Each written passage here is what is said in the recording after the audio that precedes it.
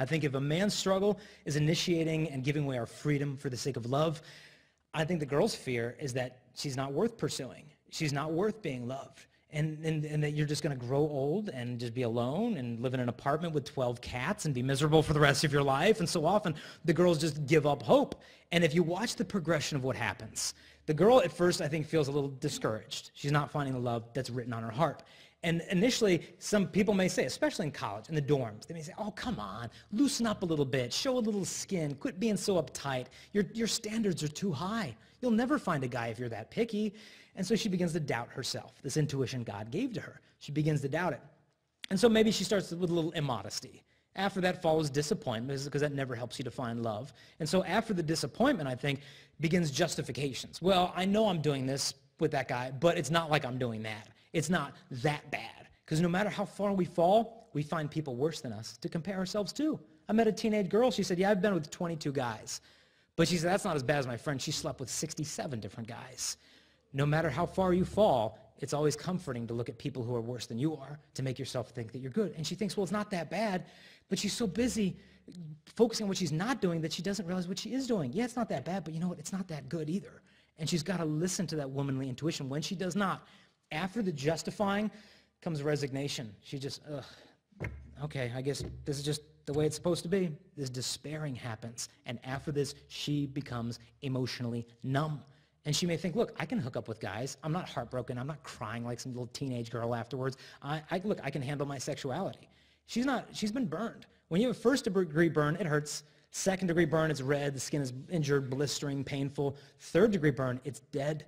The skin is black and charred. You could poke with a needle. You wouldn't feel. The nerve endings are gone. This is an image of what's happened in the hearts of so many women that have been so burned. They think they're not hurt. They may have no boundaries around their body, but I will tell you there is a mile-high wall around that woman's heart. She fears showing who she truly is because she thinks, well, I'm not lovable, so I will offer to men that which they are least likely to reject, which is my sexuality. And it can lead to the point where she just says, look, this is where I'm at. And it's not a big deal, and I'm not getting hurt. It's not a big deal. I know a girl got sexually abused. A guy kidnapped her, and when he was done with her, he threw her in a latrine at a construction site. Construction workers came, and they saw this little girl up to her neck shivering in human waste. They said, my God, who could do this to an innocent girl? And they lowered a man down there to pull her out, but she had been so hurt, she didn't know who to trust. She started throwing the waste at the worker, saying, just leave me alone, don't touch me. She had been so hurt, she literally wanted to live in sewage because she had been so hurt. And I think so often women may have been hurt by their own mistakes or the offenses of others that they come to this point of thinking, I'm not lovable. One girl emailed me, and she said this.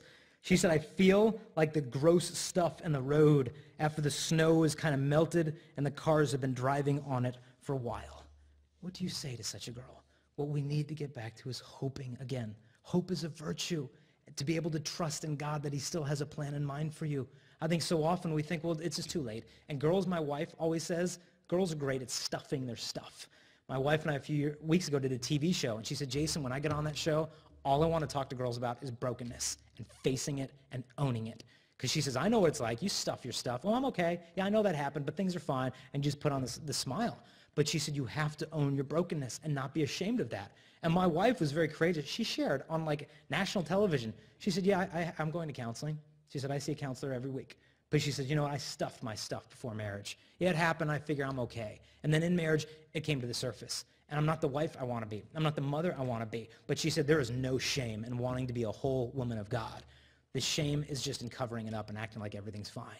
And so she just begs you to dedicate yourself to your healing process. Go to counseling if you need to. You've been given years of singleness now to embrace, to find your identity as a woman of Christ, to find your independence at his side. Trust him again, even if it's been a long time. He's trustworthy.